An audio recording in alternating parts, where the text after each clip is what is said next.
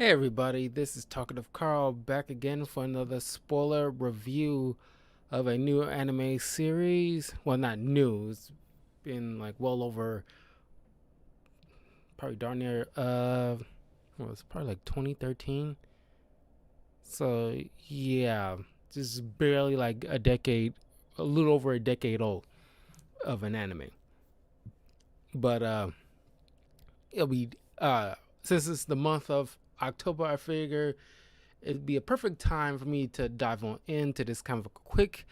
It's only one season, Death Note, and finally wrapped it up. I want to make sure I have it out before Halloween, and yeah, this seems like a very like a good thing to have this. Uh, uh, hey Daniel, thanks. And this I'm trying to make sure this doesn't. I'm trying to keep this together. Yeah, because I finally, got the Cruella look. I've been uh, talking about it since the movie came out, and I finally got it done. But I gotta keep it together at least until Halloween.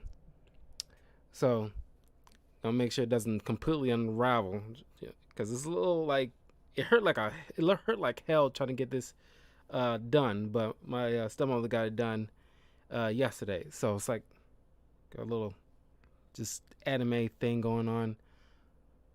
Uh, but anyway, yeah, I, you know, a friend of mine, uh, a very good friend of mine, uh, named Anita, got me hooked on this like years ago. Cause like I kind of slept on this anime for the longest time. Uh, cause I didn't watch it when it came out at all. I probably was like 3 or 4 years ago when like the way she was talking about it kind of piqued my curiosity. I was like, okay, because I think it was actually on TV at the time on Toonami. So like, you know, I was was already nearly halfway through the season. I didn't know it was gonna be like multiple seasons. I thought it was gonna be like a continuous thing. I did not know it was only one season of this. That was shocking to me. But you know, when I first watched it, it immediately grabbed me. But it's probably like, well, I like to say it was like, wow, this is more like kind of like the most hardcore kind of anime. This kind of like there's some moments in here that's like leave you like a pit in your stomach, kind of like intense, tragic, and like gut wrenching scenes.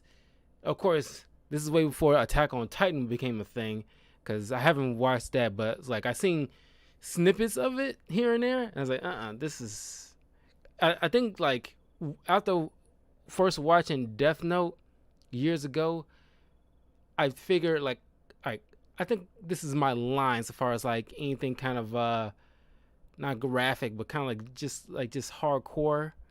It's like where to the point where it's kind of like a little much. This is my cutoff point. Anything beyond Death Note is kind of like I kind of cringe and avoid it because it seems just gratuitous at a certain point. But this is my third time going through this anime. Like legit, this is the third time. It's fun to revisit it because it's so much.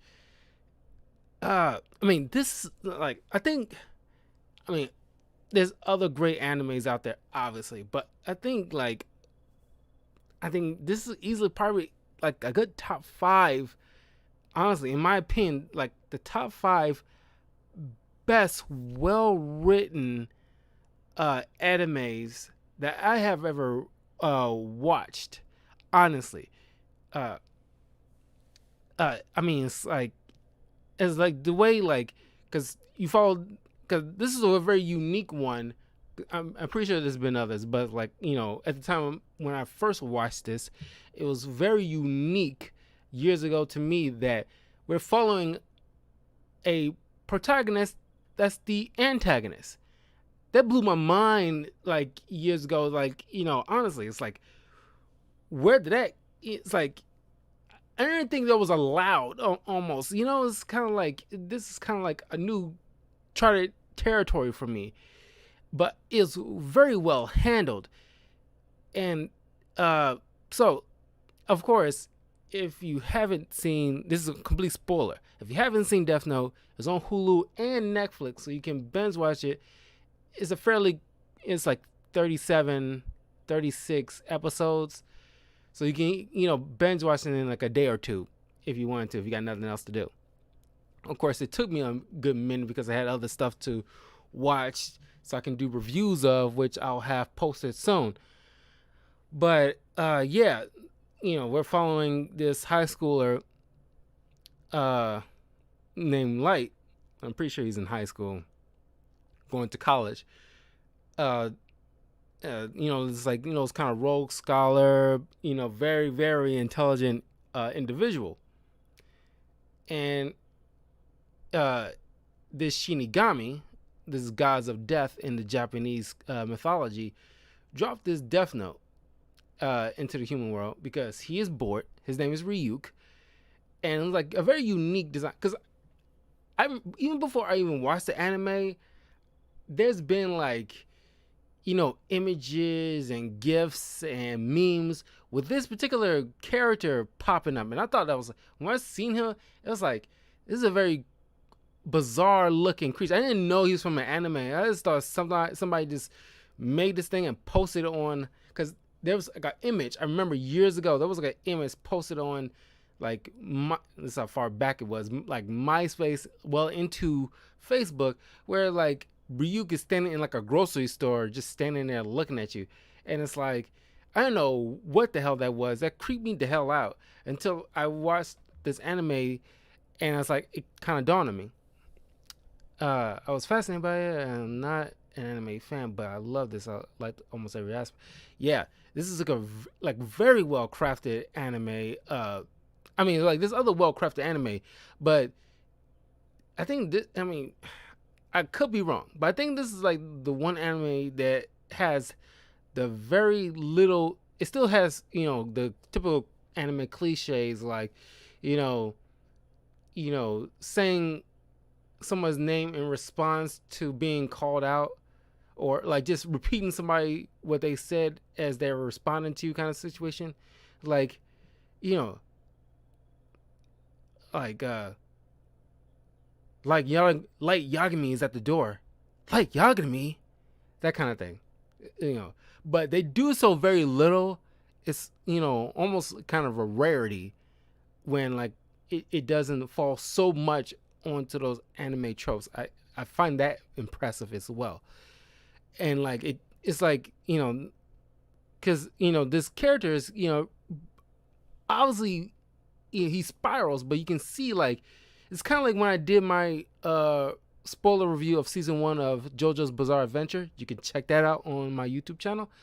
There's youtube.com/talkativecarl, and follow my other links in the description for like my Twitch, Twitter, and Patreon. But it's like this character and Dio are like the writers seem like they did like a very deep dive into research of criminal profiles and psychologically damaged individuals throughout history in order to nail this person who is just like a true, will spiral into being a true psychopath. And it's very well done, and this probably what got you gripping. It's very gripping, as far as story is concerned. But I do want to clarify, like, the Death Note, because there's a lot of rules and certain things on it that I just want to be able to read off to you guys in like one fell swoop. Because when it does those intermissions, they go you like how to use it and certain rules. So I want to cover the rules and how to use it. It's not that much, but I'm going to try to get all through it so everybody can understand, in case you might have forgotten. Okay, and I'm not including any of the fake rules, that were included as part of a plot through the going towards the halfway point of the show. Okay, so the 5 main rules written by Ryuk as follows. The human whose name is written in this note shall die. This note will not take effect unless the writer has the subject's face in their mind and when writing his or her name. Therefore, people sharing the same name will not be affected. If the cause of death is written within 40 seconds of writing the subject's name, it will happen. If the cause of death is not specified, the subject will simply die of a heart attack. After writing the cause of death, the details of the death should be written in the next 6 minutes and 40 seconds or 400 seconds. Now, the people who made this anime, obviously, when they designing these, rules and other how to use it, it seems like they took their time and methodically thought about it to make up these, kind of rules that kind of, make sense in the, put together. It seems, they actually put some thought into this stuff. Go to like the how to use it section. Okay. Entering names. The human whose name is written in this note shall die. This note will not take effect unless the writer has the subject. This is pretty much basic what I read. Used in the story, realizing that people sharing the same name cannot be killed at once, L uses the name of an idol singer named Hideki Ryuga when he approaches light. The death note will not ever affect a person whose name has been misspelled 4 times. If a Death Note owner accidentally misspells a person's name 4 times, that person will be free from being killed by the Death Note.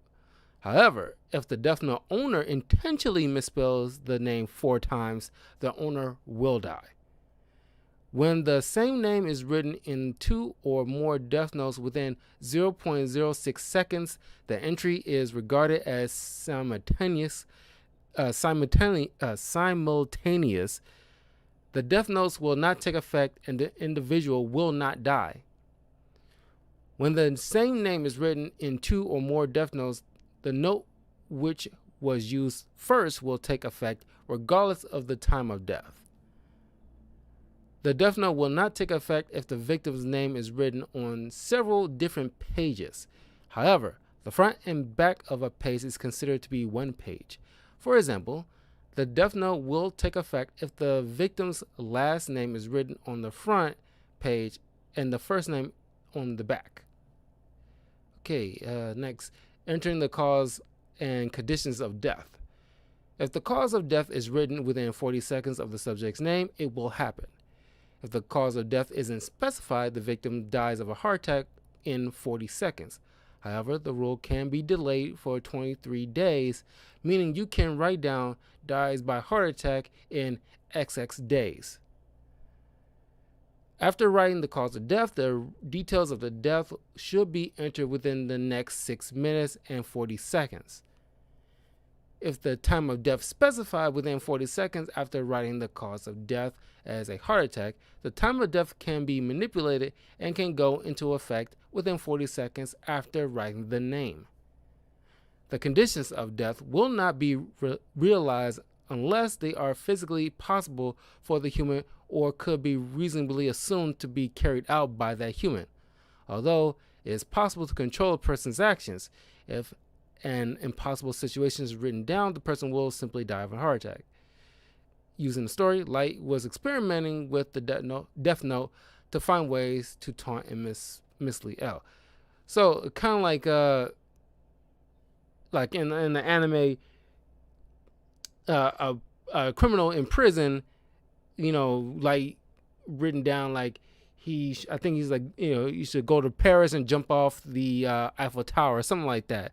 But since he was locked up, he couldn't physically accomplish that feat, so he just had to die of a heart attack and that's that. So nothing too wild beyond the person's limitations. Since the limitations applying to the conditions of death are unknown to the Shinigami, Death Note owners must find out on their own. You may write the cause and or death prior to filling in the name of the individual. Be sure to insert the name in front of the cause of death. You have about 19 days, according to the human calendar, to fill in a name.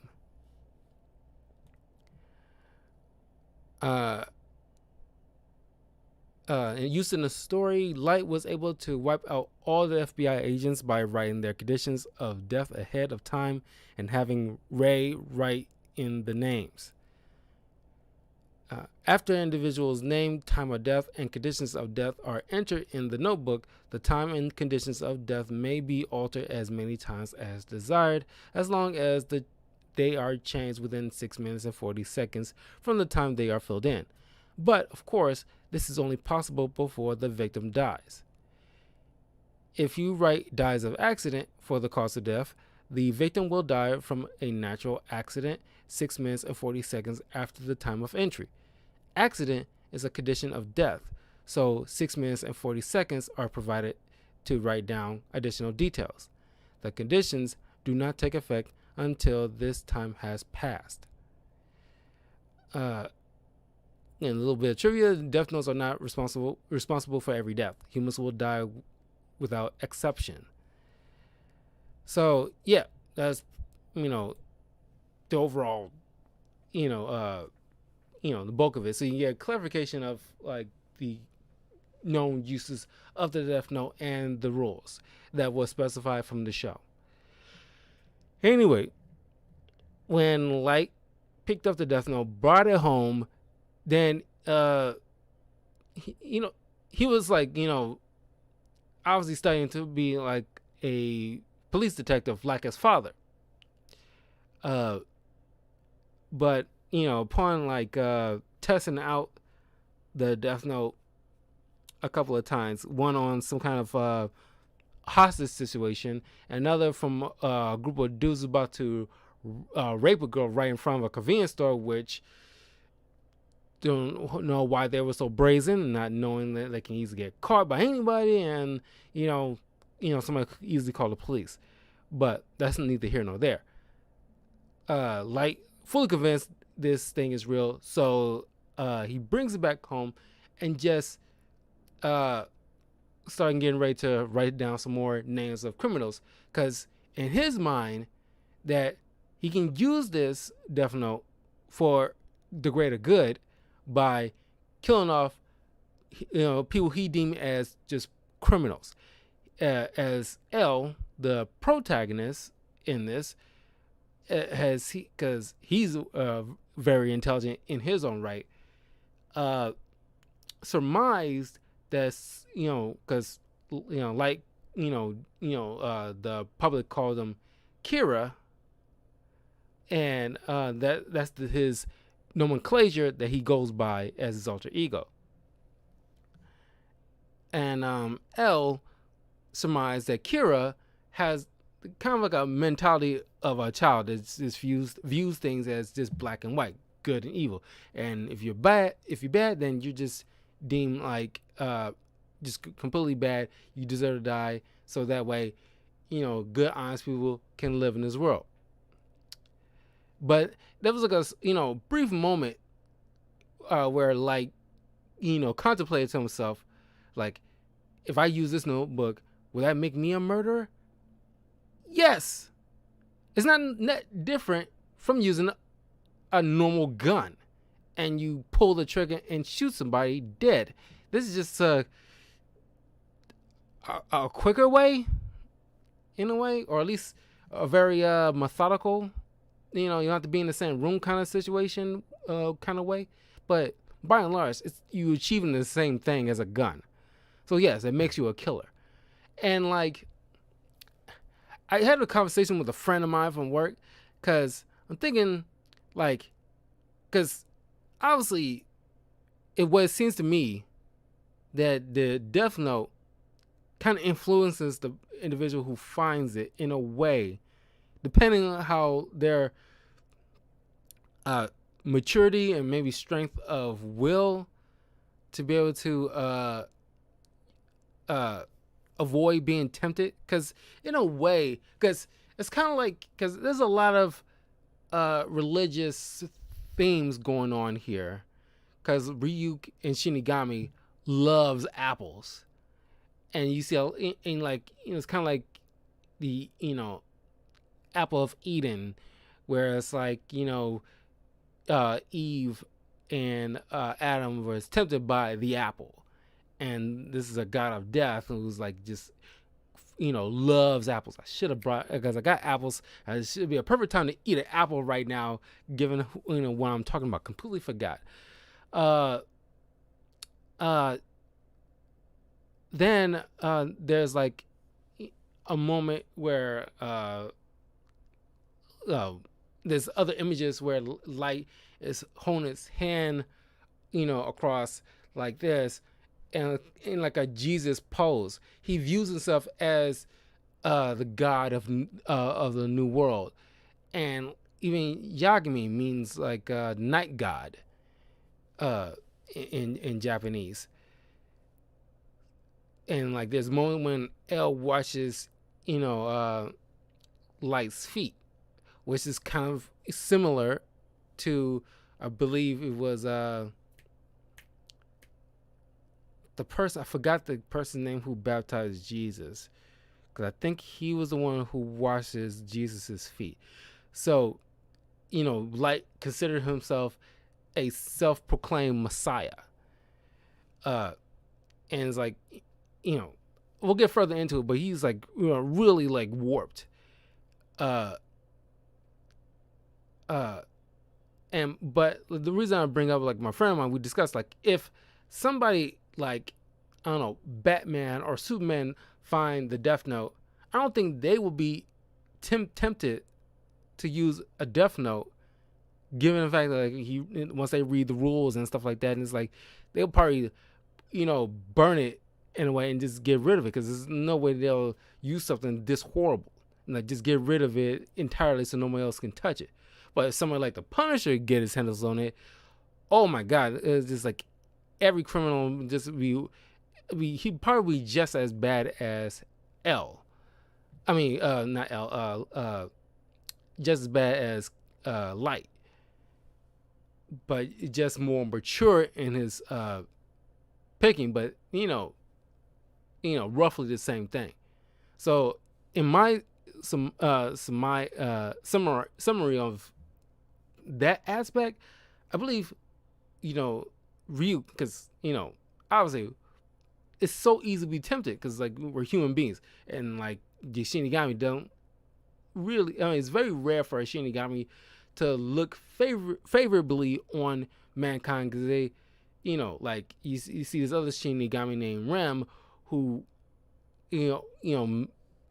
aside from Misa, who we'll talk about later, she views humans to be just disgusting individuals and like just repugnant creatures. But it's just people, like at least just like a few people that she bumped into that use the Death Note that are slimy. She does meet up with other police officers, more honorable people.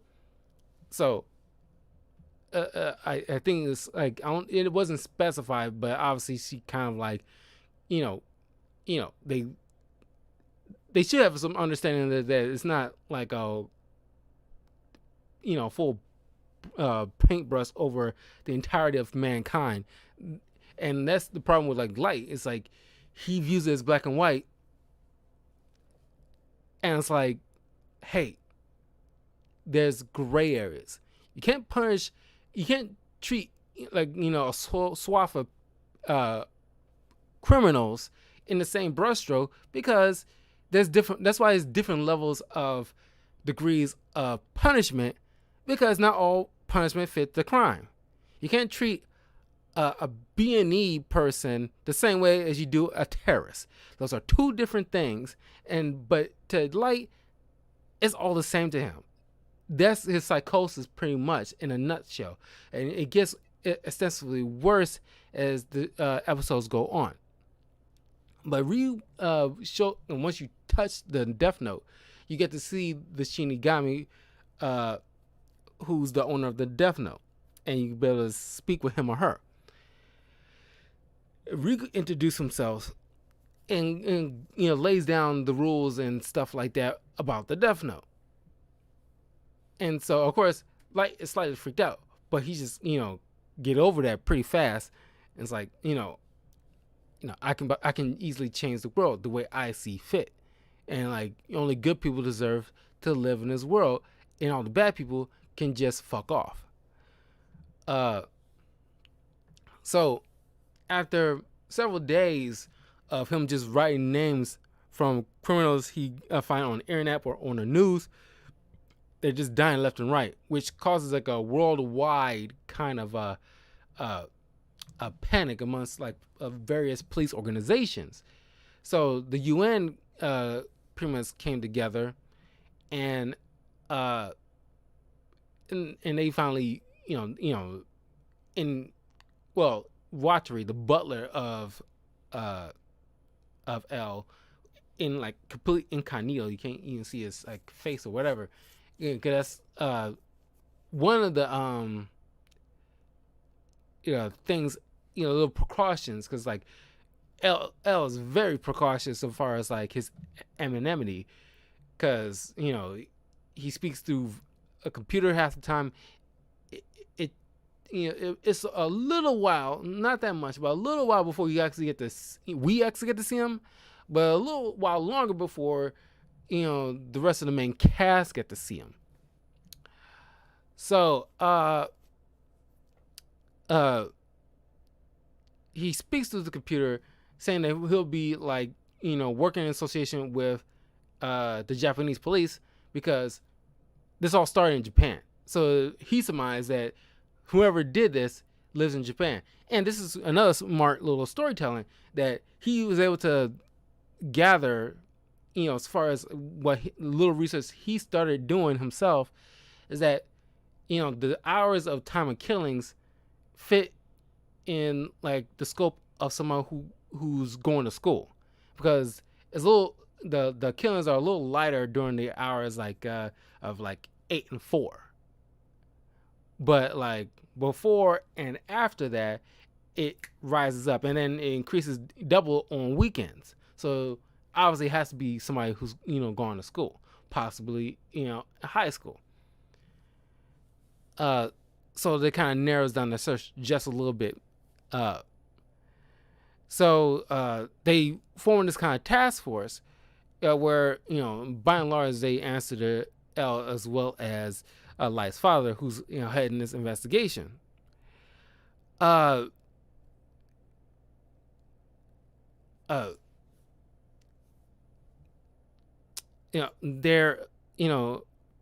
pretty soon L's starting to the more information he gathers, the more he's starting to suspect somebody has to have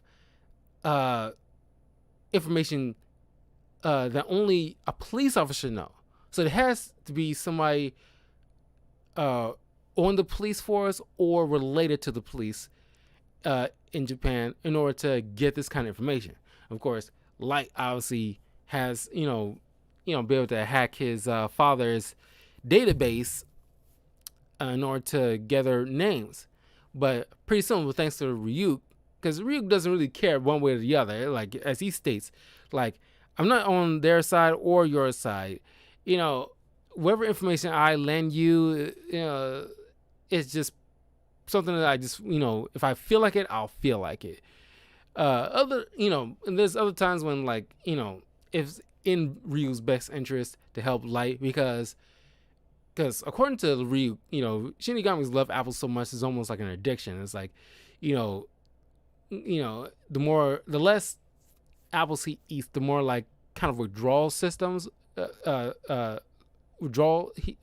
he goes through, to the point where he's like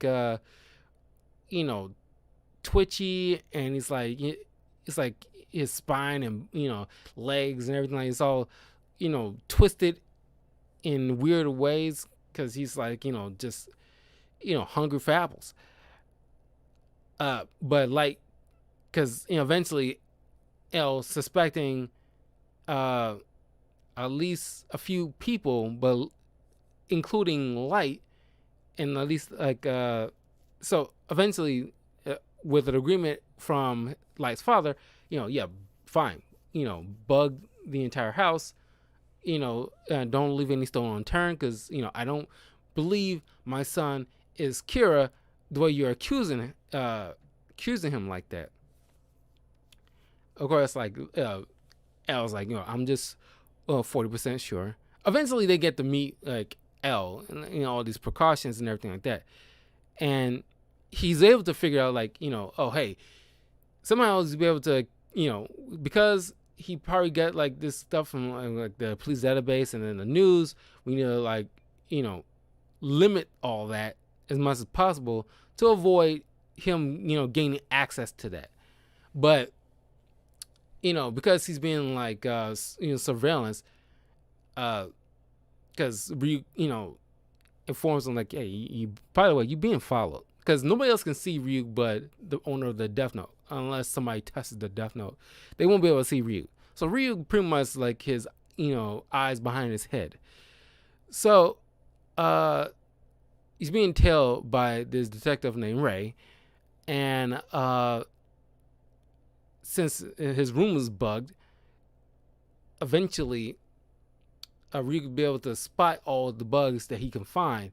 So he's limiting, or at least not saying anything while he's in his room. He's pretending to watch nudie mags and just be trying to pretend to be a normal high schooler. He's eating like a bag of chips with a mini camera, not camera, but like a little mini TV that costs like $400 apparently. So you can still monitor, the news, who's a criminal, so you can write their names down. That's also like, with a note that's also inside where you can just write down with his other hand while pretending to eat chips, as he's pretending to, he's still studying. He's doing two things at once. But, while the surveillance are watching him, they thinking he's just studying and eating chips, but nothing foolproof. And it's like, it was like a funny moment where it's like the way, like, they kind of over dramatic, dramatize certain actions. Like, there's this other character, I'm blanking on his name, this like lawyer who eventually, gets one of the notebooks, and working, like, views himself as God's right hand, and like, like eating chips, very dramatic, like, and it's like, and then like the other dude is like, writing down names, delete. Yeah. It's like weird over dramatic stuff. I think they could have toned that down, but what I love, as probably my favorite, animation from this, is when there's internal monologues between like Light, and then internal monologues with L. There's like a shift in color. There's a red color palette for like Light's hair and eyes to be red, while like a deep blue color palette for L's hair and eyes. And it's just like, it's like a searing color too. And I thought that dynamic is so good. And like, like they playing tit for tat in their minds, thinking, it seems like they're like, talking to each other, but it's like they're trying to play chess with each other in their minds. And like this little, cool animation of like inside this kind of mindscape, you got, L on the top of a building on one side of the city, while Light is on top of a building on another part of the city, and they're just facing each other, trying to see which one can trip the other up. It's like a different way of how JoJo's Bizarre Adventure does it, when they physically trying to, overcome their opponent, with like in the middle of battle, coming up with, ways to like undercut or cause the other opponent slip up in a way in mid battle in order to win the fight. I thought that was pretty damn cool, because this is an anime where you don't get to see like your typical Naruto or Dragon Ball Z type of fights or energy battles or anything like that, or even like nothing like Pokemon battles or anything like that. This is like a battle of the minds, and you are invested, because this is like a thinking man. It's almost like a thinking man's anime, and it's really good. And it's like I never thought I'd be into it. Honestly, it's like it's not like my top favorite animes, but it's definitely up there. It's like, because like if you watch my older video that I posted earlier this year, one of my first on camera discussion videos, I listed all my favorite animes that I ever watched, and Death Note is one of them. And it's like, I appreciate my friend like got me hooked, onto this, like, turned me onto this anime, because it's like, it's really good. It's like very well written of an anime. But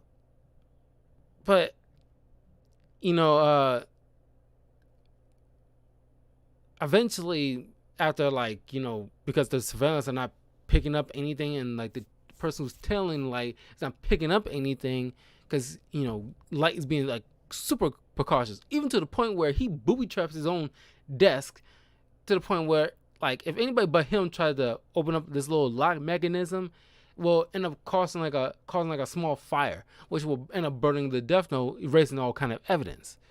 So it's like he's got that kind of mindset, and it's like the way he describes how he got it set up is very ingenious.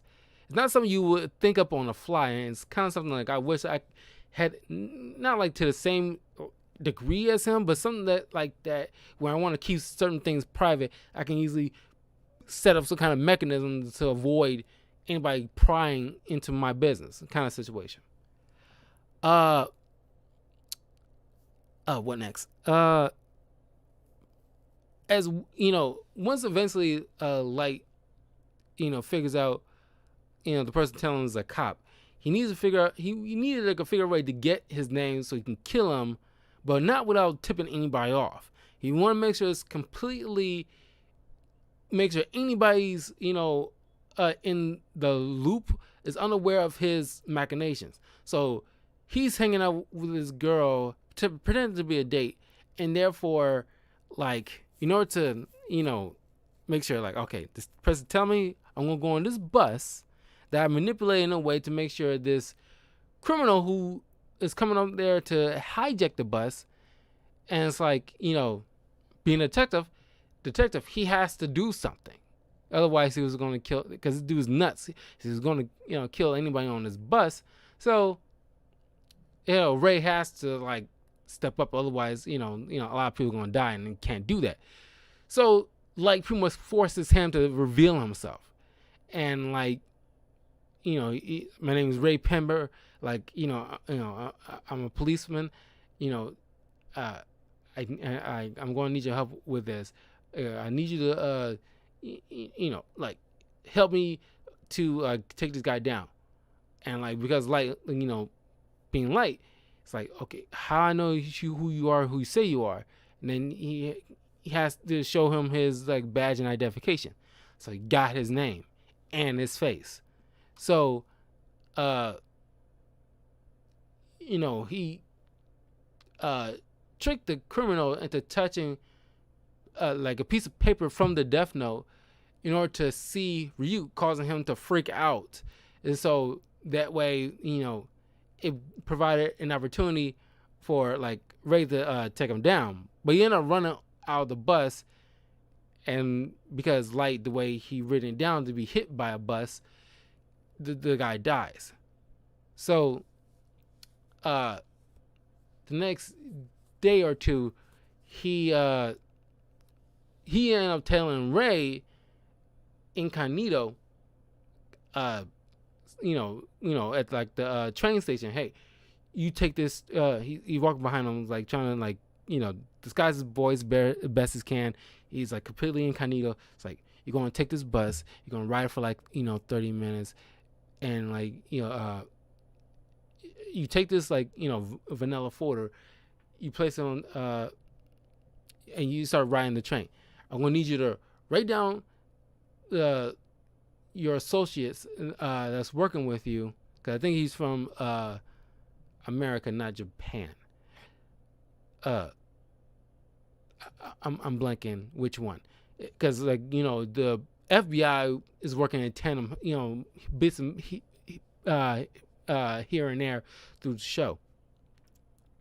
But Ray, knowing that because he killed off this janitor, or a barista, not barista, but it's kind of like person who's working inside a store, but it's like cleaning up, and he calls them to get like this rando, probably innocent person, to having a heart attack right in front of him. And he's a young kid too, probably like a teenager or something like that, and a little over like a teenager. He'd easily be like like 19 or 20 at the most, but still though. And it's like just to convince him that he's serious. So in the vanilla folder, with like certain cut up parts where it's like you get to write down like a name, just enough space to do so, but the vanilla folder is like cup closed, and the sheet of paper from the death note, it's in there. So Ray writes down his associate's name, not knowing what the purpose of all that is for, and then he puts it on top of like this little shelf above him, rides for 30 minutes, and then gets off. But then as he's leaving out the door, he's starting to get a heart attack, and he sees, like, right before he dies, he sees light as the door closes. But light is smart to avoid any kind of surveillance cameras, so that way, any police might, get those tapes. They can't see anything. All they see is a member of a police force dying, and a lot of his associates immediately dying after he wrote all their names down. This causes like the wife of Ray to get involved, because she's retired police, but she stepped back in to end up getting involved, because she's devastated, because it was planning on meeting, like having Ray meet her parents and everything like that in Japan. But then is someone that Elle worked with before. So she stepped back into the fold, and then she, being apparently an expert, a detective in her own right, started working the case, and then she comes to some very solid conclusions. But then she bumps into, because after she couldn't get a hold of Elle or anybody from the task force, she ends up bumping into Light, and this part is like an awesome scene from like just her and Light just walking and talking as he's trying to, because she was smart to not give her real name. She gave him a fake name at first. And so as he's trying to write down her name, it doesn't work. And all the while you hear Ryuk laughing, and like he's just laughing and laughing. It's like what the fuck is so damn funny? It's like, and it's like he's like it's like, why is Ryuk laughing? It was like an annoying laugh. It's like right in your doggone ear. And then he quickly realizes, because she gave me a fake name. That's why Ryuk laughing so hard. Because Ryuko's not gonna tell him anything. He doesn't give a crap. He's in this because he's bored, and he comes to the human world to like kind of do just pretty much causing chaos in a way by getting this, because he's bored and he wanted to be entertained. So he just he's not like involving himself too much more so than he needs to, because he wants to just be an observer for all intents and purposes. Whereas it's kind of effed up on his part, but. This is probably like the more roughest scenes, or at least the more gut-wrenching scenes throughout this entire anime, where you see them like just because she's refusing to wait or anything like that. She's like, I'm well. Uh, she refusing like Light's help. She's not like fully invested in like because he's trying to like keep her talking or keep her with him until he eventually gets her name so he can kill her because she's getting too close.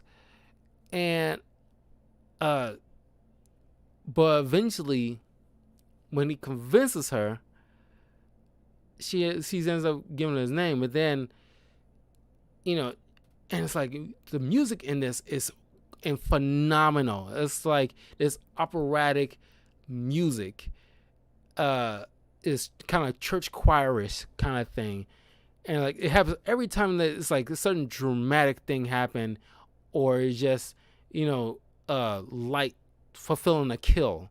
You hear this operatic music playing and it's haunting, and it's like when he gives that death stare, to an individual like her, and then the sudden that just this that's a painful, devastating feeling when she comes to realization what is happening at this moment, because like by all intents he can control like the circumstances of a person's death. So he ends up convincing her through the death note that she will end up killing herself, go somewhere to go kill herself.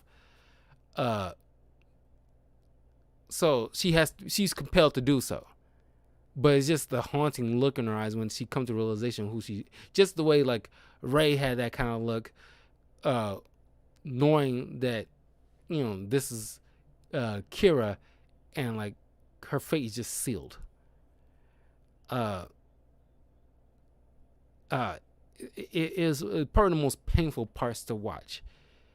It's not even gory, it's not graphic. It's the insinuation, the realization, and the implication of what he's done and what she's going to do. And it's just, you don't even have to see it. It is just, your heart breaks. She already, lost somebody near dear to her, and now she's going to die for it. And he's already on a downward spot, but this is like a ceiling point where it's like he does not care. He like Light is void of any empathy. It's like a true psychopath. If you watch any kind of documentary or anything like that, it's like a marker of a true psychopath. The fact that he does not care about anybody but himself. He's void of any empathy. It's just like it gets worse, and it's like a good one is very Ted Bundy-ish, where it's like he fakes a smile, he knows how to fake being a decent human being, but in his own head he is just like a warped individual. Just like his own sense of what's right and wrong is just gone to the most horrible kind of end of the spectrum. But it's like another cool moment where like L decides to reveal himself, because it's just to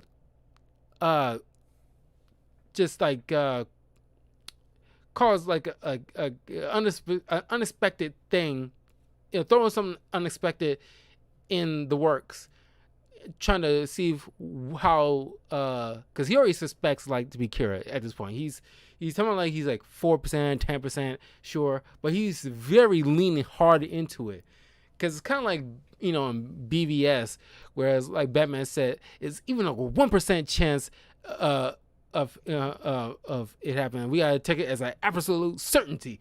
And it's like and that's what L's doing. He's taking this as an absolute certainty, despite it being 4% or 10% or 50%. It doesn't matter. He's like that smart. It's like it's something that Batman will be proud of, as far as like this kind of mindset he has.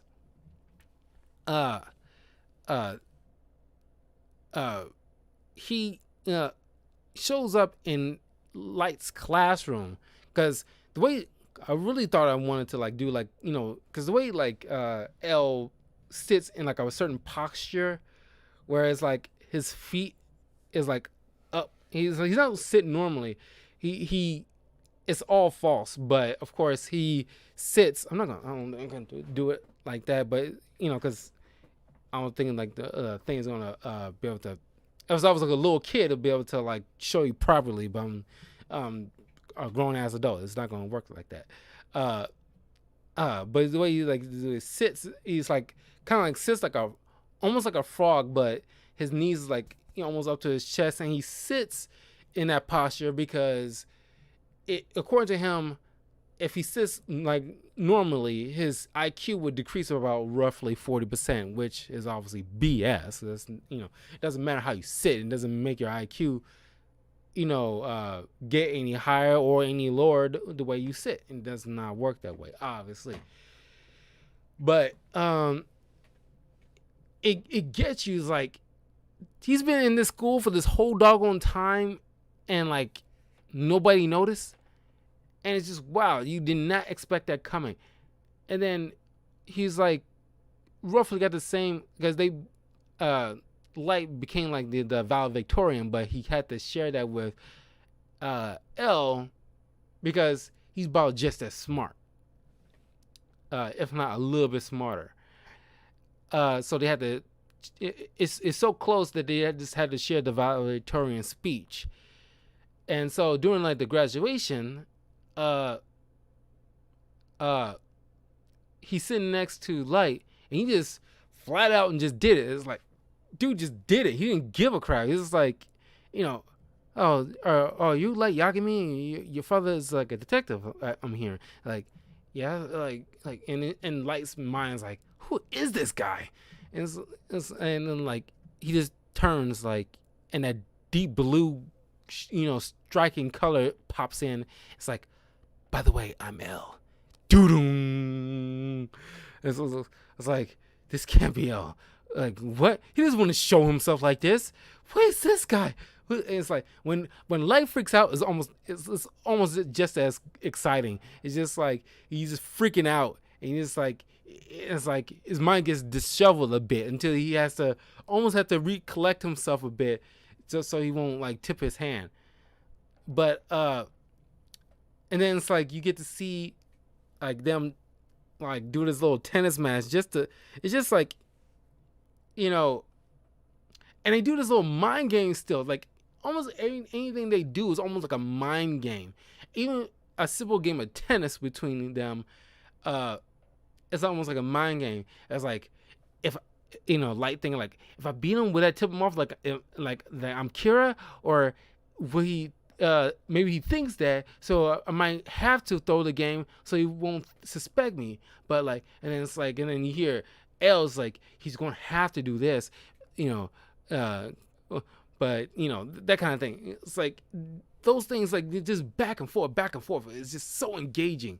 It's like this like epic chess match between these two things. And like I said, like this is this kind of anime is kind of unique, where you just get like the main lead is a villain, while it's kind of like, I won't say almost everywhere, but after the Loki series, it's like not too much of a stretch. But when this came out, I don't think it was heard of, really, to have like a main lead to be the villain. While it's kind of like the Attack on Titan, that was kind of unheard of, where it's like, slight spoiler alert for that, because like I know this from like other spoilers, because I didn't really care about being spoiled to an anime I don't think I'm going to watch ever. But if you haven't seen Attack on Titan, cover your ears for just like 30 seconds. The main lead is, you think is going to be, dies, and it kind of shifts everything out of whack, because it's not something that you expect, in an anime, like from that to happen. But anyway, I appreciate certain animes or TV shows in general to kind of throw you for a loop like that, just break the kind of trope, or at least do something completely different that you did not expect at all, or at least that kind of thing. But oh, you get to meet this second Kira. I'm jumping all over the place. I know. Uh, the second Kira, Misa Misa. It's kind of like a goth bay.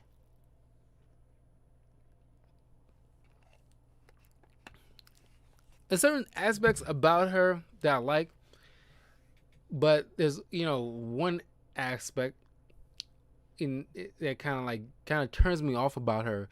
Is that little, I'm gonna call her ditzy, but it's kind of like uh like just like annoyance, like kind of very annoying kind of girly girl attitude.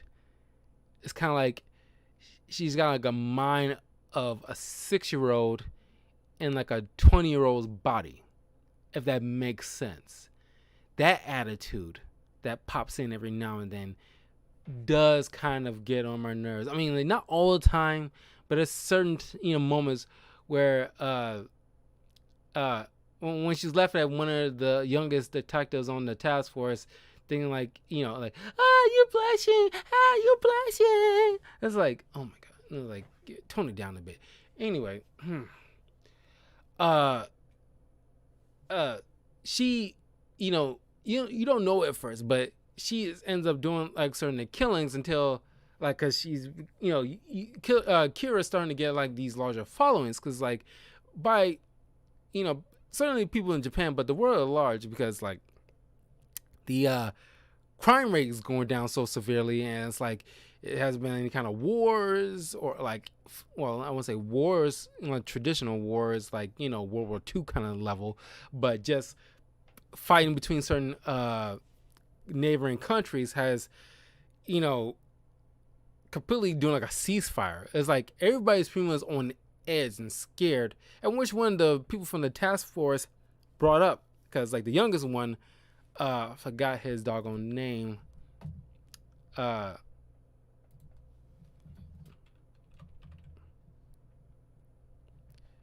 uh, what was the members of the Japanese task force? Uh,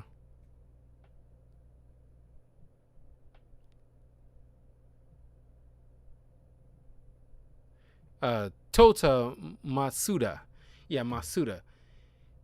Uh, he's like the youngest whippersnapper, like very green, but like an expert marksman, which you find out later at the end of the season. But he brought up in the police station what pretty much everybody was thinking, but like not something that people expect to hear. Where it's like he just put it frankly that, look, I don't agree with Kira, but it's hard to deny the fact that because of his actions killing off a lot of bad people, there has been like a extreme drop rate in criminal activity, the longest we ever have in probably human history. And all, like, at least not all, but at least a few members like saying like, like, are you saying you're in support of Kira?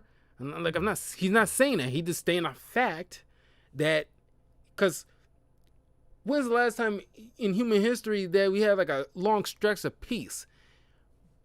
Like bare minimum, just bare minimum, in recorded history. I personally believe it's probably at some point in recorded history where we had like at least a bare minimum of a year of like minimum criminal activity or terrorist events, or neighboring war zone fighting type of thing. It's like, in recorded history, it's like we don't know, because it never, this barely happens. And so when it does, it's like kind of like new territory. So he's stating a fact. Granted, it's like something that's like probably made them cringe, because it's not something they want to necessarily hear, but it is a fact. So but they still going to pursue and catch and cure regardless of that. So once they once like figure out like, oh, this model Misa Misa, because like total golf chick, people love Misa Misa. uh she has her own Shinigami named Rem, who is tied to Misa Misa, and probably the one human she actually gives a crap for is because another Shinigami that she personally knew, probably like, I don't know, would be considered like friends, but it's like someone that she probably had more of like a better, companionship with than any other Shinigami in the Shinigami world. Because the Shinigami like are known to like take human lives, uh, usually towards the end, getting close to the end of their lifespan anyway, to increase their own lifespan. But this Shinigami, this kind of like short stature type of very almost slash doll like, patchwork kind of like Shinigami looking thing, and he's like became obsessed with Misa Misa. It's like very infatuated with her, but he knew he couldn't like, you know, be with her, so he kind of like became like her de facto guardian angel. Cause like uh one time he noticed, him and Rem noticed that this psycho coming out of the shadows with a knife trying to kill her. uh he Because when like I read from the list, if a Shinigami used the notebook to save a human life, uh then the Shinigami will end up disappearing, and all his remaining lifespan will be added towards the human, which effectively nearly makes her immortal at this point. She got, it's no clue how much life that Shinigami had. And there's like other kind of trade-offs. Like I didn't mention this before. If you try to offer light Shinigami eyes, like the same kind of eye powers Shinigami has to be able to look at a human and know their true name, despite any kind of familiar, if like even if they're an orphan or whatever, they know their true name, and like all the other stuff, and they know like their time of death, or at least how many years they have in their lifespan, kind of thing. So if a Shinigami trade gives a human the powers, the eye powers of the Shinigami, then in as payment, you have to pay half whatever remaining life that you had for yourself. So if Misa Misa originally had, like, let's say, if she's 20 and she's expected to die at 80, then half of that 60 will be divided out of that life. So she'll have 30 years of life left to live normally, and then she'll just die by that time frame. But because of the Shinigami's sacrifice, then, because I know how many lives each Shinigami have between each other, some might have like longer than the others. And this one, I mean, I can look it up and see how much he had, because it's probably gonna be unknown.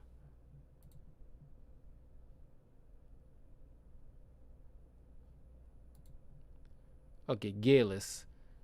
Uh, uh,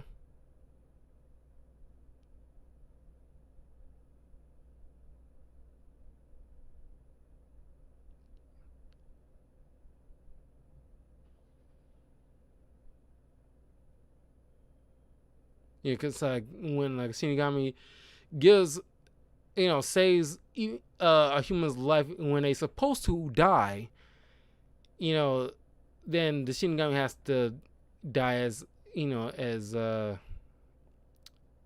sacrifice. it essentially disintegrates.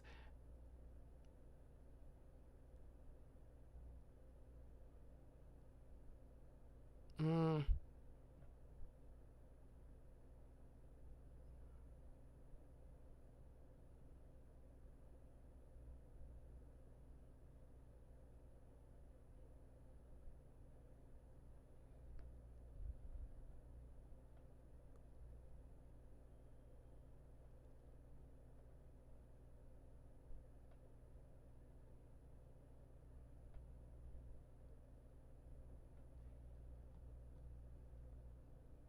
no, no, no, it's not gonna. Yeah, it's, it's not specified here. Well, I think it's probably best not to be specified. But let's say he had like, well, he seemed like the youngest one. Let's say he had like 1,000 years uh, of total life in the Shinigami world, being in the Shinigami world. So all that 1,000 years will be added on to Misa Misa's life. But Misa Misa, because she's not as smart as Light, obviously. But unlike Light, who refused the Shinigami eyes because he didn't think it was worth his half his lifespan, because he doesn't know how long he's going to live. Ryuga's not going to tell him, so he just figured, okay, I'm not going to trade deal because it's not worth it. Because I could have like 20 years, for all I know, left to live before something happens to me. So Misa Misa doesn't make that kind of thing. She is completely obsessed with, Kira, but then she completely obsessed over Light, and she was ecstatic when she knows there's the two and one and the same, because Kira, who she appreciates full-heartedly, because uh he killed the guy who ended up killing her parents, so she's internally grateful no matter what. And uh uh but she's starting to killing people left and right, uh you know thanks to Rem giving her Shinigami eye powers. And she has like a hell of a lot of years, so I guess she could afford it. So it doesn't really matter to her, because like half of 1,000 is still 500, so that's still like an extensive long life. So it's like she can afford to have like Shinigami powers compared to Light, who has like a probably natural lifespan. Uh, so she's going full tilt, just killing anybody, the criminals, as she would think Kira would like. But Light is just livid, because like if this person really worships Kira, she will make out reveal himself anyway and kill him on the spot. But then once they eventually meet, Misa Misa is like, see, so another thing that she, like, I kind of don't like from her. She mentions like, like, I don't care you. I just want to be with you. You can use me for all, like, I care. You can use me. I was like, you could do anything. It's just like she's like, the only stipulation she has again for him is like, you don't dare, like, because she, like, her eyes glow red, and it's like, because he want to just make a just for appearance sake, he's going to, like, date other women in public, and she was just refusing that. If you do that, I will kill you. And it's like, okay, red flag, everybody. So he and then, like, he mentioned something that kind of really upset Rem after Ryuk and Light meet Rem and Misa. So they all four sitting in Light's room. Rem makes like the statement immediately, like, Light Yagami, if anything happens to Misa, because like they're pretty much like, they're more closer than they're actually probably legit friends compared to how Ryuk and Light is, which seem like more at best work associates. Rem and Misa seem like true companions, because being like, she's so closely tied to a friend of hers from the Shinigami world that sacrificed his life for the sake of her, she's feeling compelled to make sure she looks after her for, in memory of him. So if something happens to him, she will not hesitate to just kill him on the spot. Doesn't matter. Uh, so it was like, it was, just that was just like an awesome scene altogether.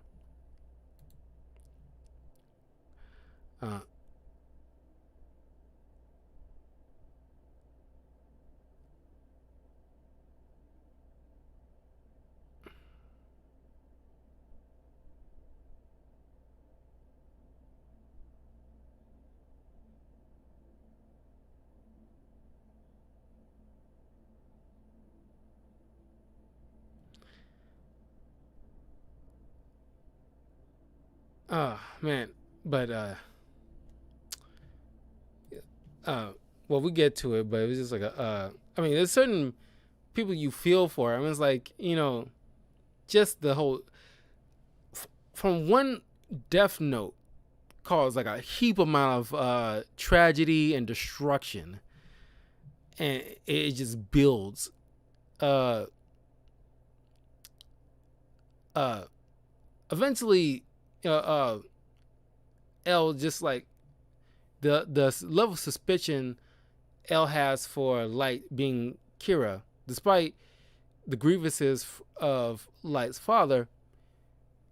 They decided to put Misa in as like this kind of like very barbaric, tough to watch type of situation, where it's obviously breaking all kinds of laws, morally and legally, of all kinds of laws, keeping her like blindfolded, bound, gagged, into this isolated room with one speaker to be able to communicate. Uh,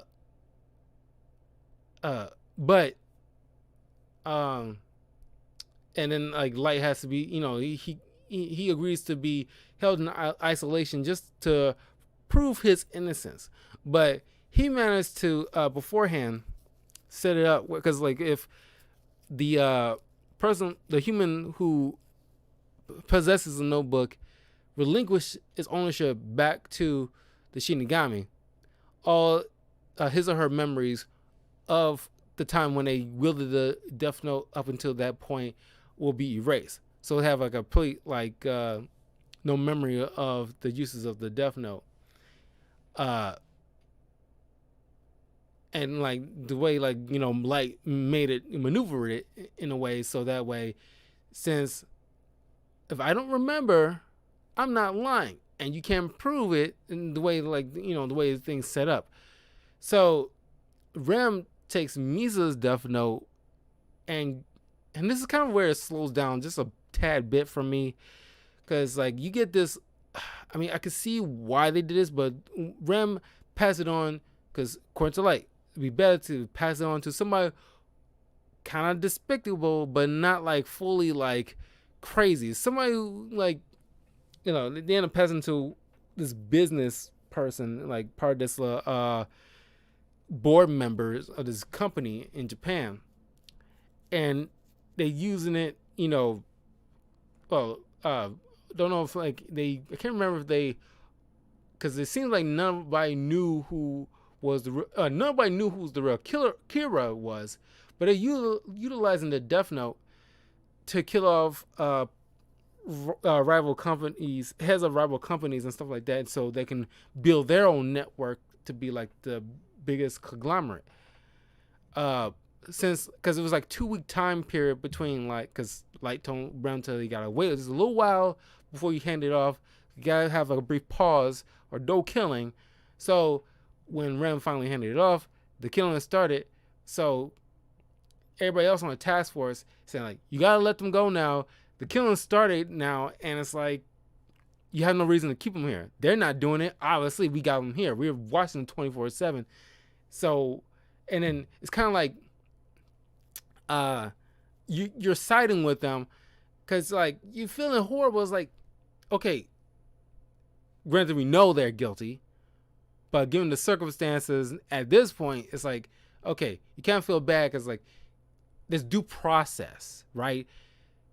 You know, no matter how guilty a person is, a certain thing. If you're trying to get a confession or something out of them, even Batman will think this is egregious.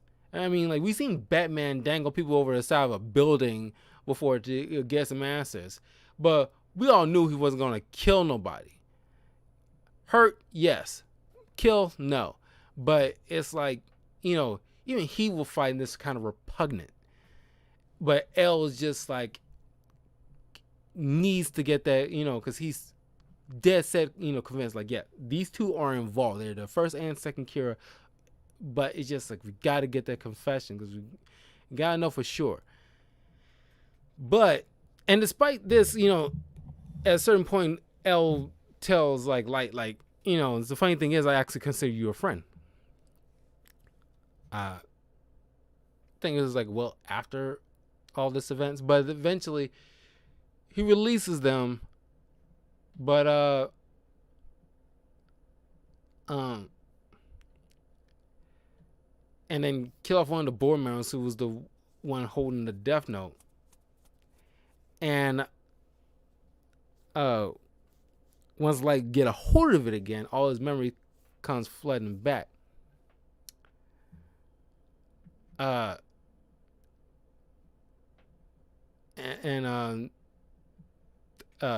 Thanks to Rem,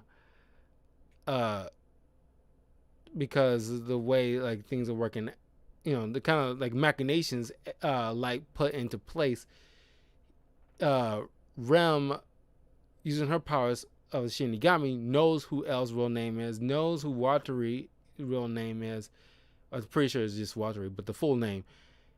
Kills in order to save Misa's life, given the circumstances that, because she was tricked, because Light put Misa in danger, by making her continue to write names in the Death Note, and like putting her in danger, imminent danger, by getting like L's gonna be, immediately like on her ass, given the fact that like, okay, she's has to be like one of the Kiras. So Rem had to sacrifice herself to kill L and Watari, and this is like a 3-part type of sadness here. Sadness for Rem because like, she's hating Light for putting her in this predicament when she's realizing what she has to do, knowing that Light manipulated the situation to put her in this position, but she has no choice because Misa is gonna be put in danger. Not wanting her friend's sacrifice to be in vain, she ended up sacrificing herself, being leaving her death note behind, while she turned to dust, killing Watari, not before he was able to delete all kinds of files and everything like that, just to avoid Kira or anybody else getting this kind of information to do any further damage. And poor L, who, not in like horror, but just the more like a calming, it's like, just like, yeah, like he knew, like it's like, yeah, I knew, you got me on this one kind of thing. It's like Light looking at him like in like deep satisfaction that he got him this time, but L doesn't seem like bothered at all. Like, so he, like, because we get other new protagonists, and this is like another unique thing, unique in one way that you killed off one of the heroes, the main people who supposed to, you think is gonna in the end gonna catch Kira, but he dies off, and you get like new, kind of like Attack on Titan, I guess. It's like you get new main protagonists to fill the void.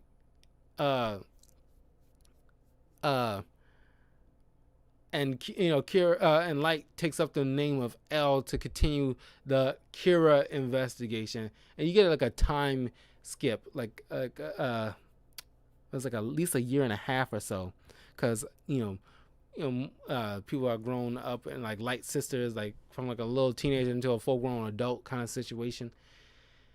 Because they all eventually find out about like the Shinigami and the Death Note, but he still need to find Kira, who's been using the Death Note to causing all this death, killing all, because like by all intents and purposes, despite him just killing bad people, he still is considered a serial killer.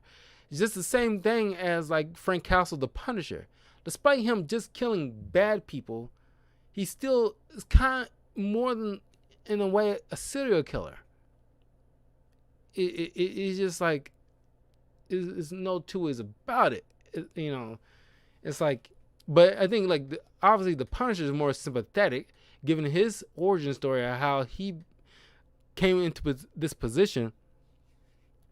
You feel more sympathetic with him, despite that.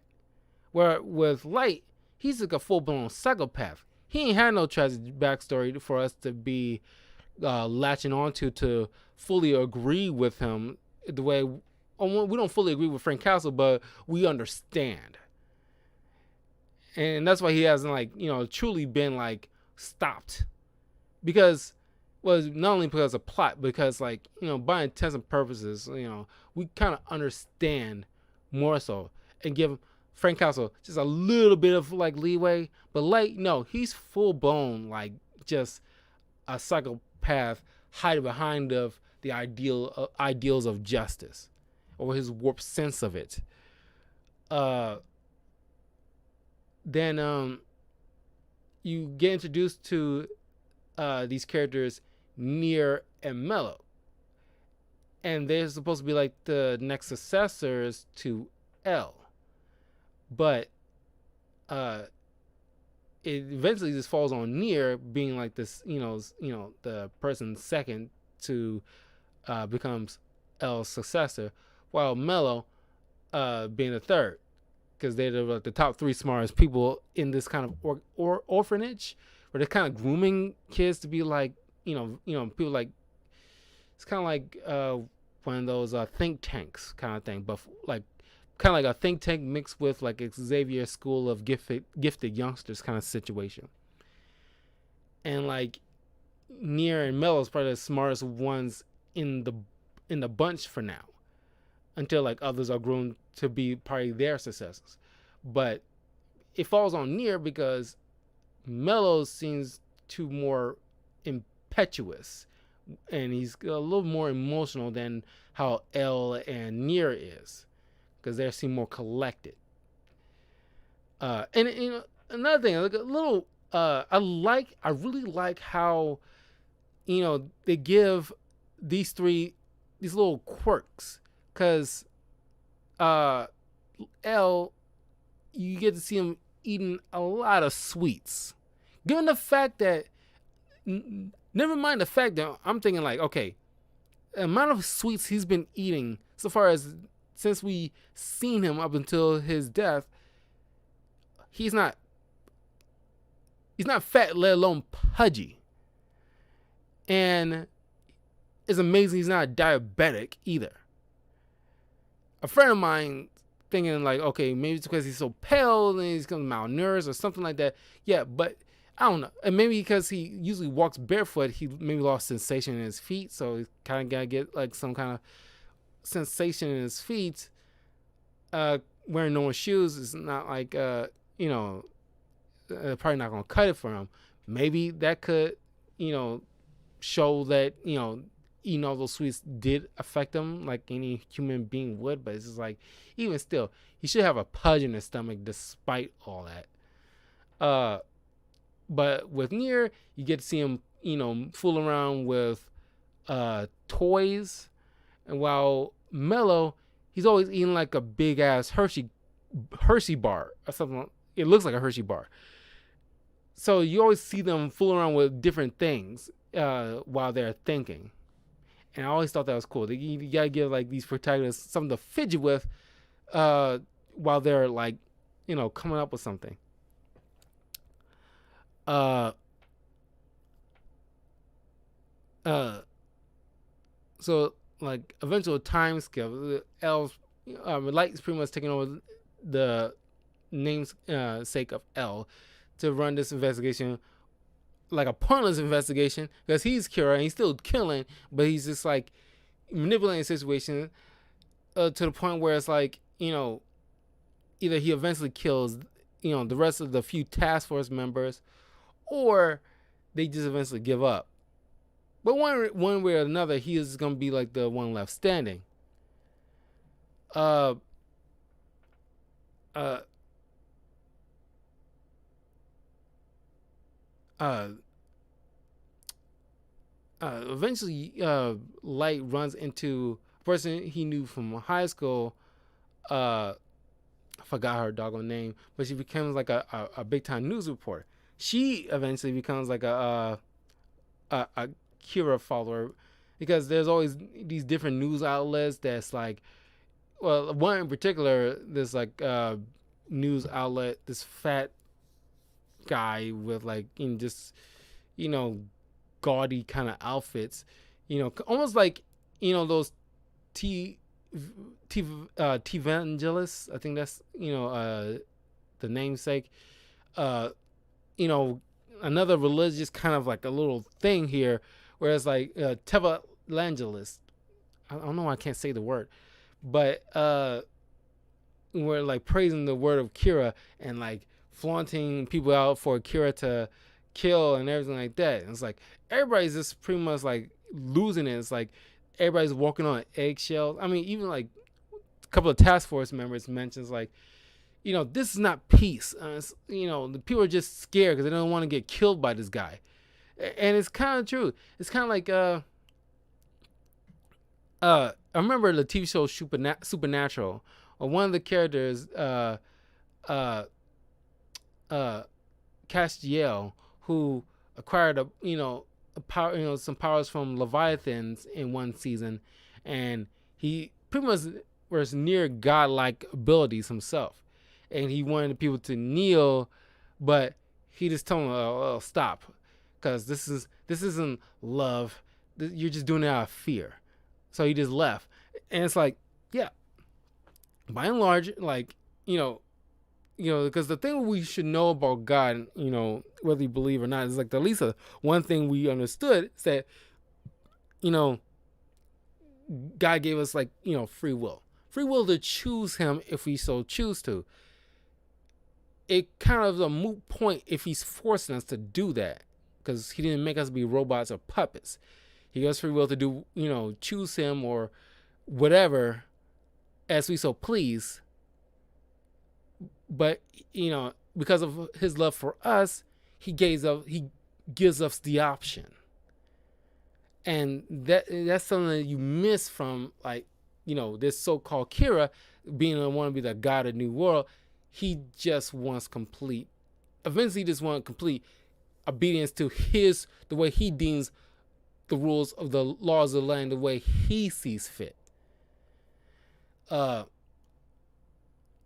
Eventually it doesn't feel like he's just attacking criminals anymore. It's just like anybody who just, like I said, it's like it's not even like hardcore criminals. It's like anybody who's like, making any kind of slight offenses, and it's like, people are scared to give their names to police stations for whatever. Doesn't matter how small the crime is. It's like they're afraid to give the name because they're gonna feel they're gonna die. And these people are going to like riots and mobs, in the name of Kira. And it's like, Kira's law kind of situation. In the entire city of Japan, it's like it's in an upheaval, but as well as kind of the rest of the world too. But they more so like everybody seems like they're just trying to mind their P's and Q's, because like one slip up, they feel like they're gonna die next. And it's like, that's like the one of the most horrible utopias to imagine. Just like it's like very Stepford Wives type of like just no free will. It's a horrible life to live. The fact that you can't be able to. I mean, it's free will. If you want to commit a crime, you'll suffer the consequences. But in the end, it's your choice. Whether we agree on that or not, you stripping that away, and is that something that's like it's probably just as egregious on a lot of levels. Uh, Eventually, Nier is starting to go tit for tat with Light, and Light is just fuming at Nier, and as he's calling himself. It's fact like because in the end he had respect for L, given the fact that how long because he was able to challenge Light in ways that other people weren't able to. In a way, Light did consider L a friend because he's like more like a worthy rival, kind of like Kaiba and Yugi. It's fact like Kaiba in his mind, Yugi is the only, or at least the pharaoh, but you know, by and large, they are worthy opponents to because they had like the proper skill, and like the honor and the proper skill to be able to go toe to toe with them in a duel, and like anybody else seems lesser than to Kaiba, and that's how like Light sees L's fact that he was the only one who's worthy that to give me like a true challenge intellectually. No one else seems worthy enough, and you, the fact that you try to pretend, to be L, is like such an offense. It's kind of like from here from documentaries with certain cops who, like, when like those real psychopaths who's been in prison for a long time, and then like the only interaction they had with either the lead officer sometimes or their lawyer, and like the lead officer is like sometimes lead officer gets certain gifts from criminals because like they end they're at the end of their lives, and it's like you gotta like like the only human connection they had, and something they put them in jail because they was worthy of catching them and they were smart enough kind of situation. So it's kind of like in a warped way of respect, and it's kind of like after the Venom 2 movie where like Cleus Cassidy, kind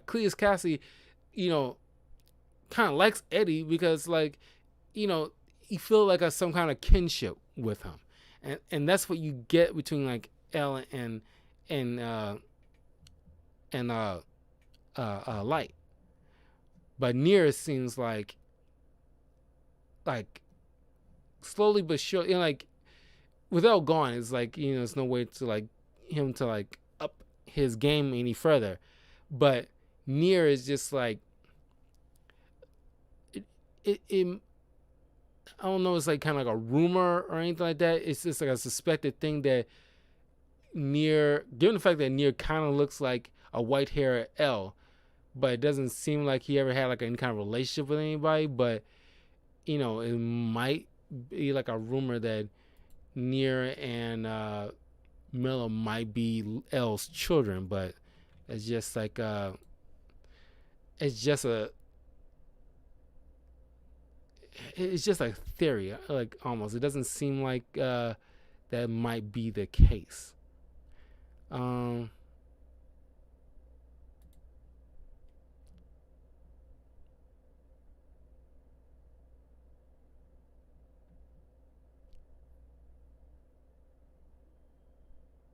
uh,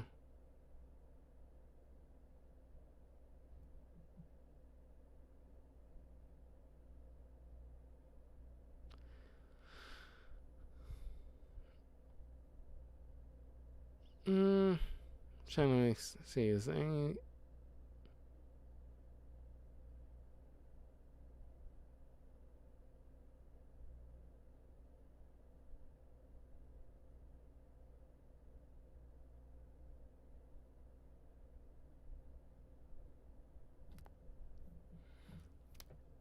Yeah, but it doesn't seem like it. But it just seems from certain people's theories that they might be like L's children, but it, it doesn't seem like it's like a fact, but it's like a fun thing to think about because it seems possible that given the fact that Nier's intellect it seems possible.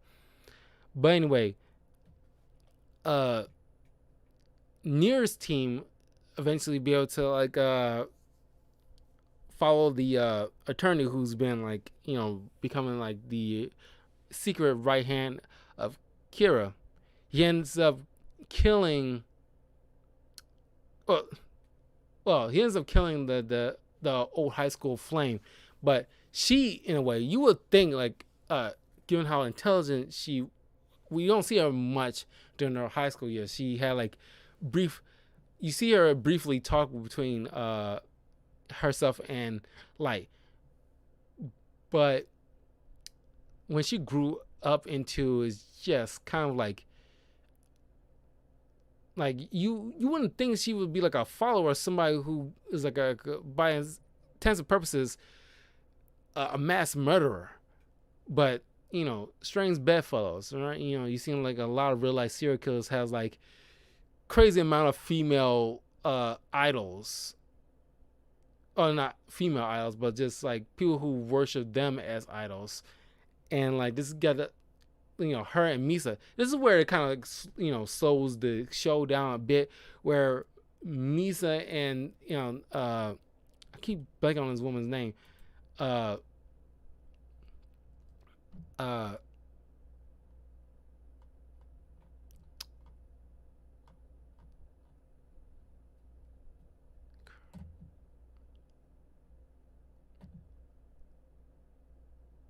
uh,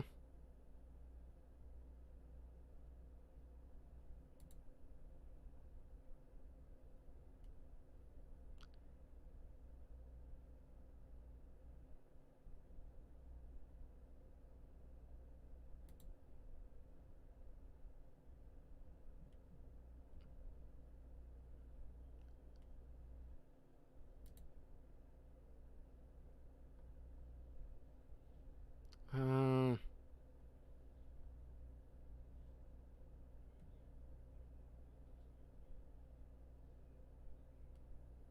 Takida, that's her name. Yeah, she and Misa had this little dinner. Just I don't know. It seems like they was trying to do like a sizing up kind of situation, but they both are into light, and it's like two polar opposites of each other. Uh, Misa's just like a kind of like a wild, you know, a wild girl considering how goth she's supposed to appear, and she seems more like a collected, and Takeda seems more like a more collected, uh, grown woman, a very mature grown woman who's doesn't seem like a type of person who will what she like they appear to be is like if Takeda was the mother of Misa, she would be kind of like a person who would tell Misa to stop following this boy because he's nothing but trouble kind of dynamic. She essentially is sunning Misa because Misa's like acts like a petulant child while she's acting like a very mature woman. That seems that she got her stuff together, but you know, Light does not care for either one of the two. He's like one of those psychopaths, like I said, has zero empathy for either one of those. Even when, because of Light's machinations, caused the death of his own father, he doesn't seem like he's that phased by it. And it's like I really like Light's father because he's kind of like Jim Gordon in a way in like Batman continuity, where he's like a very honorable man that goes out of his way to protect his family, but he always figure out a way to do both, despite like eventually because Mello going his about his own way despite not being chosen as like L's successor. Uh, he goes his own way by like siding with getting assistance from like the mafia in America in order to help figure out uh who Kira is. So he kind of playing a game. It's like a triple game between Mello, Nier, and Kira, and see like who can obtain the Death Note and figure out who Kira is first. And it seems like Mello's the way like end up kidnapping first like the captain of the Japanese police department, but then like Kira ended up killing him just so they don't have to do any kind of exchange for his life for the Death Note. So they end up kidnapping Light's sister, who they had to trade because he was literally Light was literally considering. He was hesitant. It's probably the first time he actually hesitated of writing her name, but the fact that he had to think about it is disturbing. That's why like he's like really that far gone. The fact that he has, like I said once again, he has zero empathy for anybody at this point. He's spiraling. It doesn't like give that off, but you can tell the fact that like how far in the deep end he's going. He hesitates on writing his own sister's name down. He doesn't do it, but I think it was Misa's Death Note, because Misa has her own Death Note and Light has his own Death Note, and like I think it was Misa's Death Note that they had to no, I think it was not Misa's. I think it's his own Death Note that he actually had to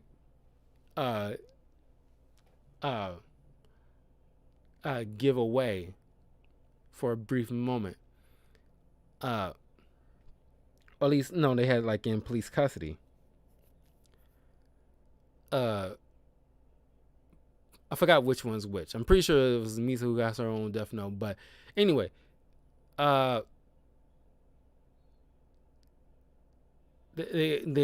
mafia obtained like the Death Note, but there's like a bunch of like triple crosses going on, and then eventually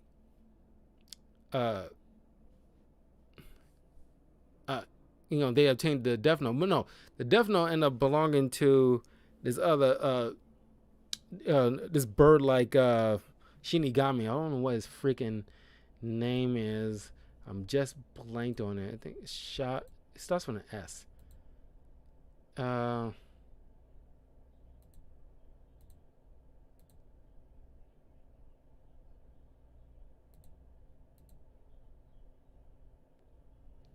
Yes, Saito.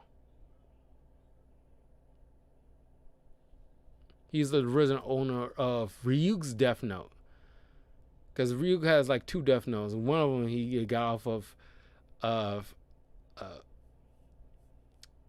Saito.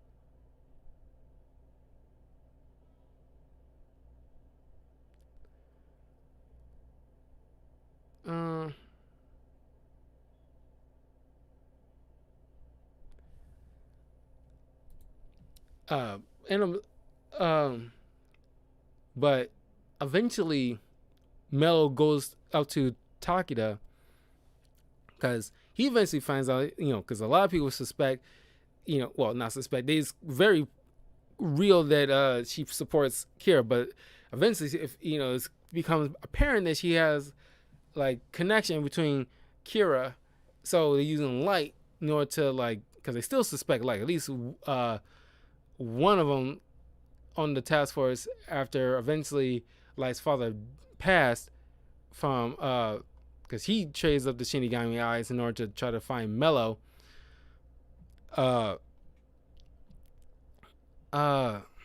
Shoot.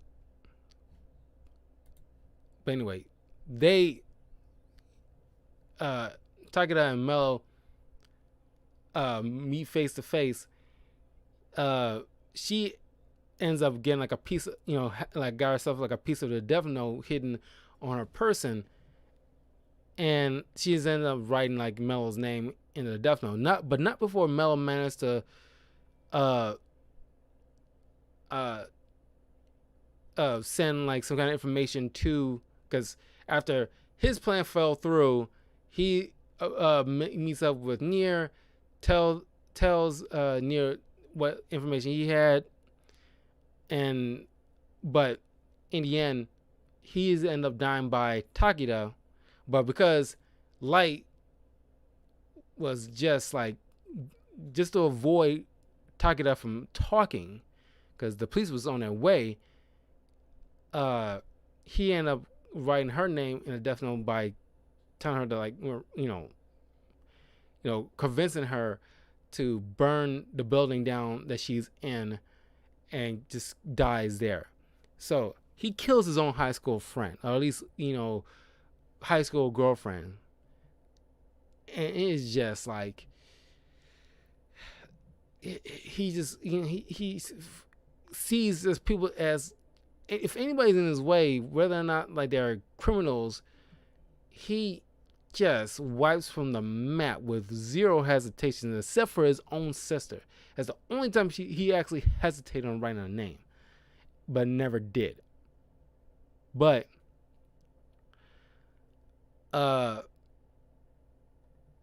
eventually Nier decides, okay, maybe me and you should meet up.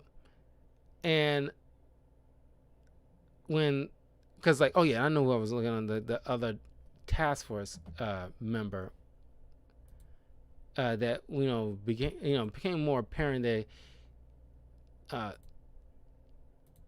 he was on Nier's side. Yeah, so Suichi Aizawa.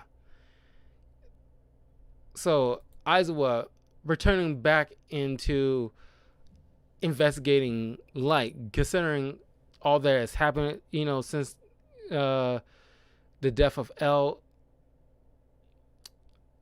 maybe up to the point to the death of Light's father.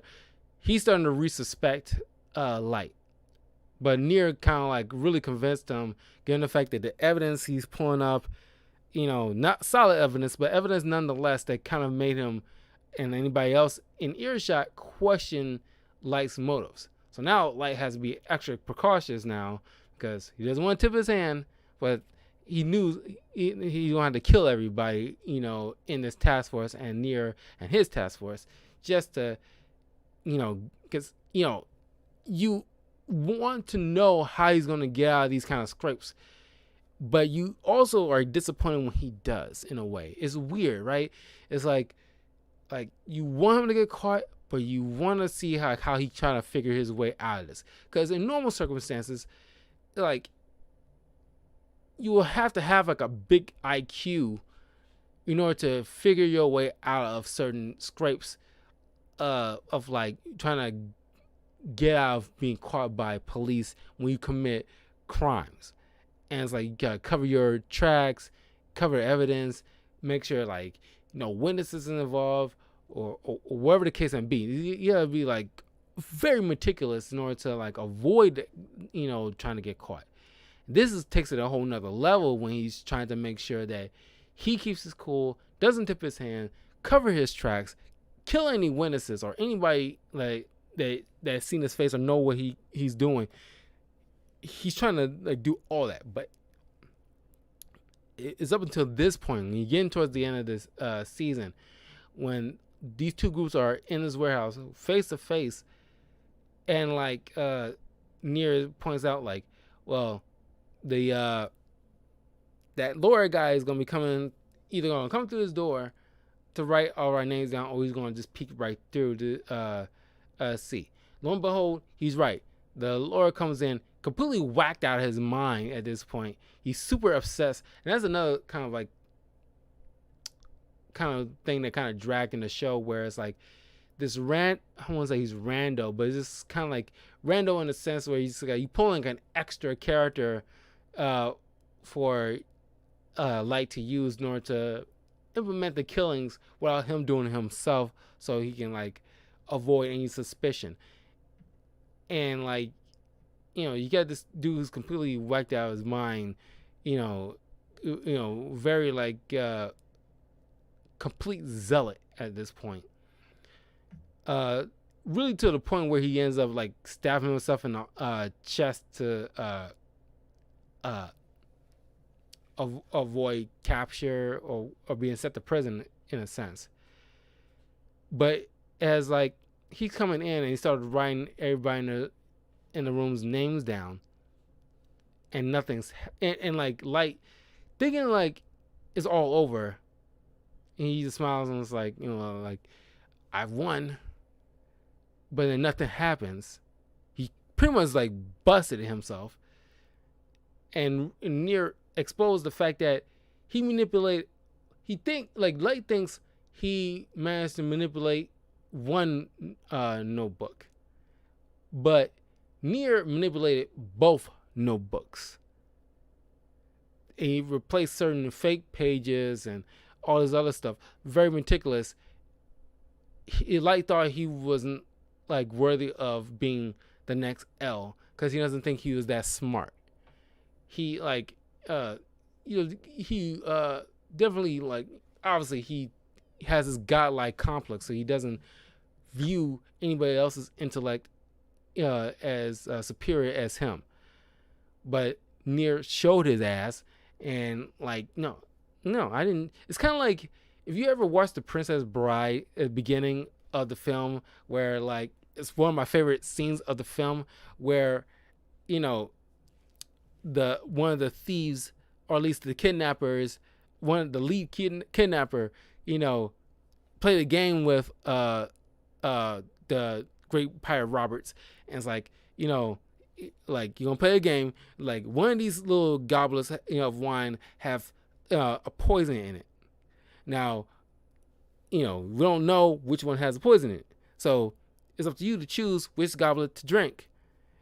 And like, well, I'm not gonna spoil that for you guys, but you probably get the gist what I'm talking about, how to do it. But I just want you to definitely check out Princess Bride, because this is like an awesome movie. I love The Princess Bride. Probably like the best.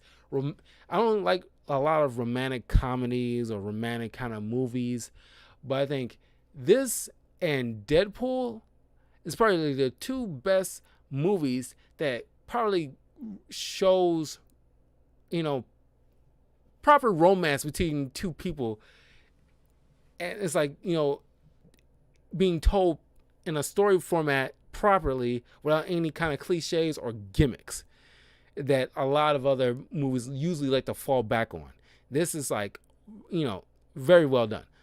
I'll eventually at some point do maybe around Valentine's Day, I'll do like some romantic kind of like based movies, and I think Princess Bride is at the tippy top, and I think it'd be a great idea to have Deadpool there on that list too. So yeah, as a matter of fact, that's a definitely good idea for like the month of February. Like it mixed with like certain like Black History Month type of movies. I'll toss in some romantic movies at the same time to mix it up a bit. But anyway, Near exposes the fact that I mixed up some of these pages on both notebooks with fake pages. So so when he write those names down, because I managed to count all the pages and know which ones given the fact that we've been monitoring him and looked over the notebook, we know that the pace he has, he should be, given the fact that the time he writes certain names and notebooks in a day, and like the meticulous way he does it, we know the pace he should be on right now should be fake. And so so nothing's happening to us. So like pretty much exposed himself. So now like everybody else on the task force are just distraught, and especially the young dude who is just wailing it, not wailing, but just he crumbles to the ground on his knees, saying like, your father believed in you. What was it all for? And Light just isn't like retaining none of that. He's just like, you know, you fools. I'm trying to save this world. I'm bringing order to the world, order to this world. There's no crime, none of that. And it's like, you should be thanking me kind of situation. It's like all that. He doesn't see any kind of problem with what he's doing at all. He doesn't see the consequences. He doesn't feel empathy. So as he tried to take a secret notebook page out of his watch that he used to keep hidden for like emergencies, the young dude, as I stated before, is a marksman. He ended up shooting his hand, and like shooting him more time when he's trying to use his blood to write, a name in. And he's like pretty much like, not Swiss cheese, but he takes a couple of bullets to like a couple to the chest and leg. So he's trying to like make his escape. And at this point he's just watching as like, like he's trying to limp off. He's when like criminals like that, are like the jig is up. They pretty much the whole godlike mentality falls to the wayside immediately. They are like he's limping along. He's trying to like gather his bearings, and he's like freaking out. He's pretty much like, goes back to like a childlike, almost I won't say childlike mentality, but it's like a whimpering kid. And it's like, he in the end he's just a kid with a warped sense of morality and like the way of thinking how the world should be instead of the way it is. And so Ryu told him early in the season that in the end I will write your name down in my book. And people who start, the first owner of the notebook, who's been writing names, the first human owner of the notebook who started writing names in the Death Note. I'm not sure how certain of the length of time, because it's been like other people who probably wrote names now here and there, but maybe because they wasn't an original human owner, and maybe because they didn't write successfully almost every day, wouldn't suffer the consequences like Light is going to, because according to Ryuk, he will neither go to heaven nor hell when he dies, and Ryuk is going to be the one who have to kill him. So Ryuk kills Light, and it's like this little final shot where it's like the credits are rolling, and he's staring up,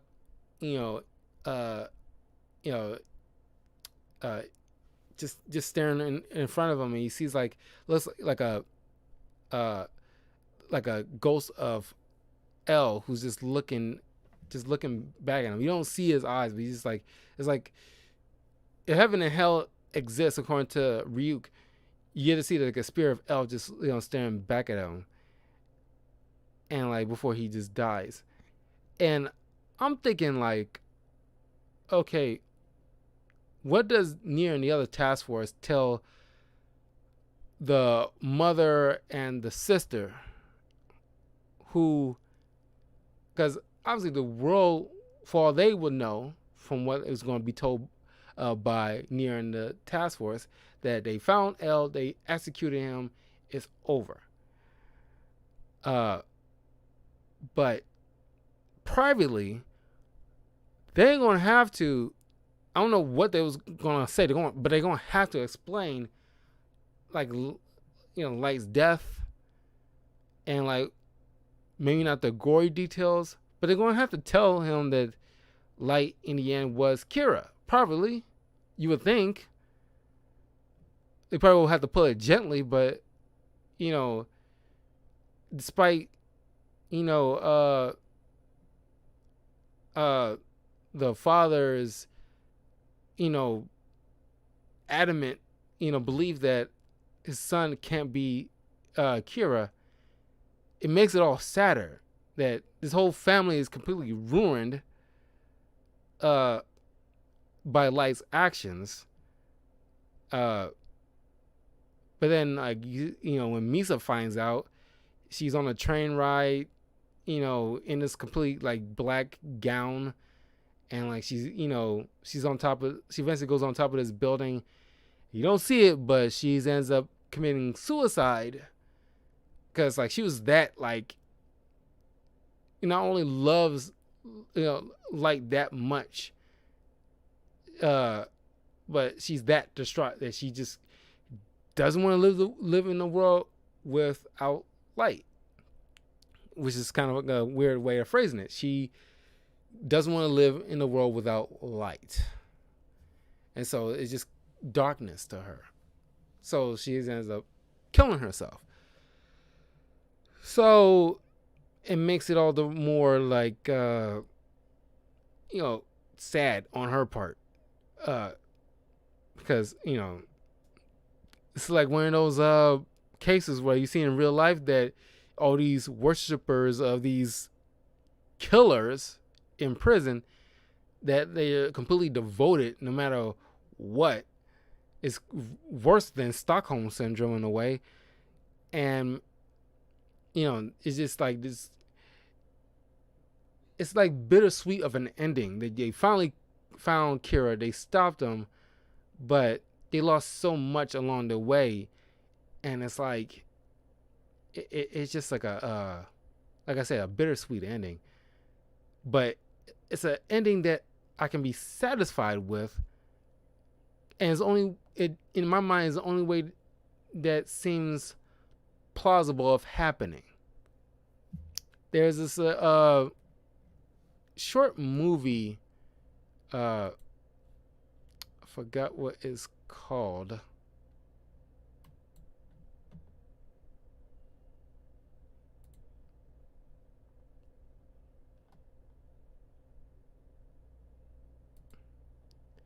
Oh, yeah. Death Note Relight 1 Visions of a God.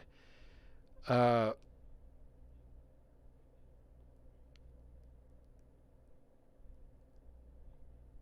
uh, it's like just like a film where Ryuk is talking with this unnamed Shinigami about his, this unknown Shinigami is bored himself, and he's like talking to Ryuk, and Ryuk is explaining to him like, you gotta find a way to relive your boredom. What I did, went to the human world, and I met this guy named Light, and he's going over this like story and everything like that, and it's believed that this unnamed Shinigami, given certain aspects about him, is believed to be, well, it's kind of, it seems like it's kind of true, but it's not a full blown yes, but it's leaning too hard to yes. That's the thing. But this unnamed Shinigami, given his appearance and certain aspects, attributes about him, is believed to be like reincarnated to be a Shinigami, which could be that Shinigamis, because never specify how they become to be, it's possible that they used to be human, that somehow, because there's the king of the death gods, in a way, they got like a bunch of jewelry all over him, seems like the oldest among them, could have like dropped death notes in certain parts of the world, because death notes change depending on the time period or the country of origin, because old feudal Japan, the death note could be a scroll instead of a notebook, traditional notebook, or a parchment or something like that, given like maybe medieval times or like Old Testament era. So it all depends on the era.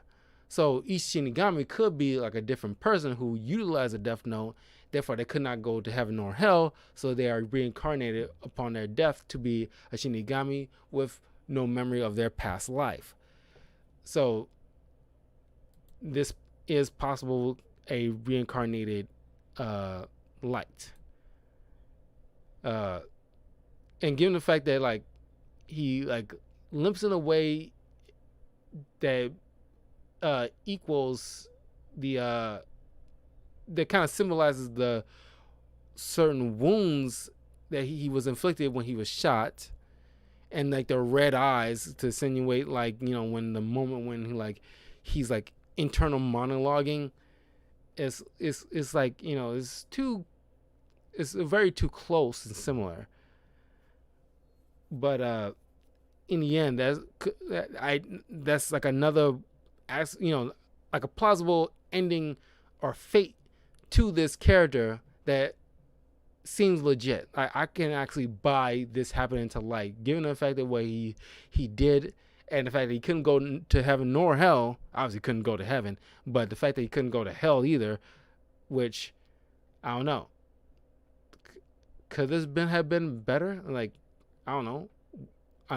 Like, I'll leave it up to you guys. Would you rather have gone to like, if you were on normal circumstances destined to go to hell, would you have rather chose to go into the Shinigami world? Because it just seems like just a boring place, and they just like live out the rest of their days there, and just a complete dark wasteland, and just you're not being tortured. You're just there, nothing to do, just like living out life of just boredom, just watching. I mean that's probably why I really don't like. I don't think any Shinigami. Maybe because their disdain of humans, not only because certain things that we do, it might disgust them, or certain actions, but maybe it's just a hint of jealousy because despite the problems on Earth, it's more lively and we get to do certain things and live life that the Shinigami are not able to do. They're by and large just anytime you see the Shinigami world, any Shinigami you see are just lying there or just sitting around or walking aimlessly or just passing the time just watching the humans do whatever through their portal. And it's like every now and again they show up to the human world, but unless they give a human a notebook so they can interact with them, by and large they can't do nothing.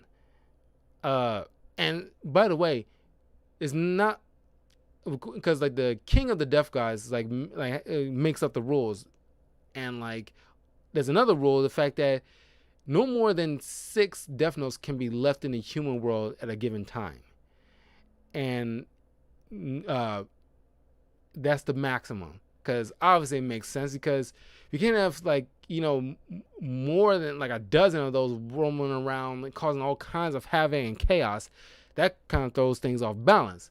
So he wants to keep that to at least a minimum. He's nonchalant and doesn't really care one way or the other, but he does seem like he want to make sure like nothing throws things too out of whack.